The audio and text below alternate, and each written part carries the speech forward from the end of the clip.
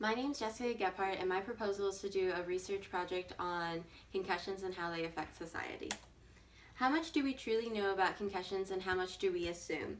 There are many pressing health issues in our society today, but one that is definitely gaining attention is concussion. This is due to more competitive collegiate and professional sports. We've been hearing a lot about it in the news with football players and how autopsies of their brains have shown that they have CTE, chronic traumatic encephalopathy, where these hits to the head have actually been detrimental and do have an impact upon them. There are between 1.6 and 3.8 million concussions in the U.S. every year.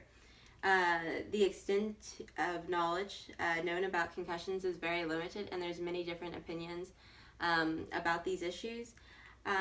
So where's the current research leading, and how much can actually be deduced from simple logic? There are several research questions that I would like to ask. Is it structural or is it functional? Many times in the past, we have tried to test with MRIs and CT scans to see if there's any structural differences in the brain, but more recent research has been showing that it's probably more functional. And so why aren't we using more of those different type of things? Is it nerve pain, is it inflammation, or is it something else?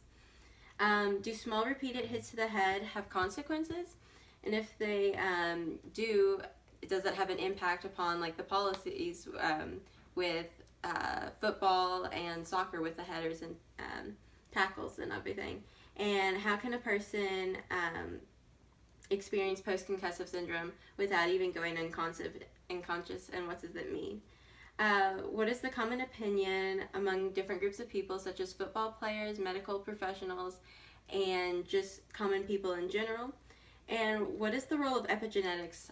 It has actually been shown that DNA can actually change due to repeated hits to the head. And so that research is very interesting. And there's a quote from Dr. Ramachandran, a famous neurologist. A piece of your brain the size of a grain of sand would contain 100,000 neurons, 2 million axons, and a billion synapses, all talking together. Given these figures, it's been calculated that the number of possible brain states, the number of permutation and combination of activity that are theoretically possible, exceeds the number of elementary particles in the universe. There's so much that we don't know about the brain, and so much that we should research and try to find out and try to deduce logically what is good for us, what is bad for us, and ask questions that maybe we aren't always hearing the answers to. And that is my proposal.